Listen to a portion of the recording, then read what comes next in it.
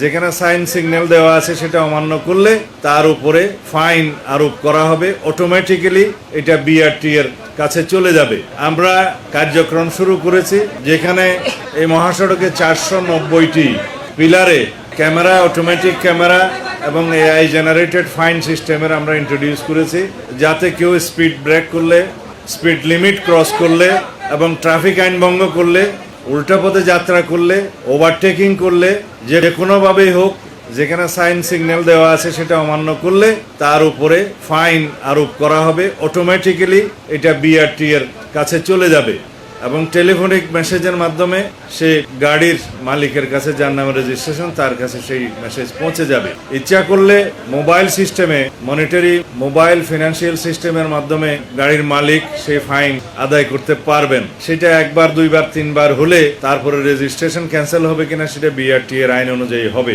আমরা আশা করি এই বিষয়ে জনসচেতনতা আরো বেশি বৃদ্ধির লক্ষ্যে হাইওয়ে পুলিশ এবং বাংলাদেশ পুলিশ পত্রিকার মাধ্যমে, সোশ্যাল সামাজিক যোগাযোগ মিডিয়াতে এবং বিভিন্ন মাধ্যমে সেটা আরো বেশি প্রচারণা দেবেন, যাতে জনগণ জানতে পারে, সচেতন হয়। আশা করি এই উদ্যোগের ফলে আমাদের একটা যুগান্তকারী পরিবর্তন সড়ক শৃঙ্খলার মধ্যে আসবে। এই বিষয়ে সহযোগিতা করার জন্য বাংলাদেশ সড়ক পরিবহন শ্রমিক ফেডারেশনের সভাপতি হিসেবে জনাব শিমুল বিশ্বাস এমপি আছেন, এখানকার লোকাল এমপি আছেন আমাদের মান্নান সাহেব, হাইওয়ে পুলিশের সমস্ত কর্মকর্তারা আছেন, হাইওয়ে পুলিশের যিনি প্রধান এডিশনাল আইজি ফারুক সাহেব আছেন, আইজি সাহেব আছেন। আপনারা সবাই জনসচেতনতা সৃষ্টির লক্ষ্যে, হাইওয়ে শৃঙ্খলা ফিরিয়ে আনার লক্ষ্যে আপনারা যথেষ্ট প্রচারণা দিবেন এবং এই কার্যক্রম এই মুহূর্ত থেকে শুরু হলো। মালিক ফেডারেশনের সভাপতি আছে, সেক্রেটারি আছে, দুঃখিত আমি বেশি দূরে দাঁড়াতে খেয়াল করি। আচ্ছা, আপনারা মালিক, শ্রমিক ফেডারেশন এবং পুলিশ সম্মিলিতভাবে এই প্রচেষ্টাকে সফল করতে হবে।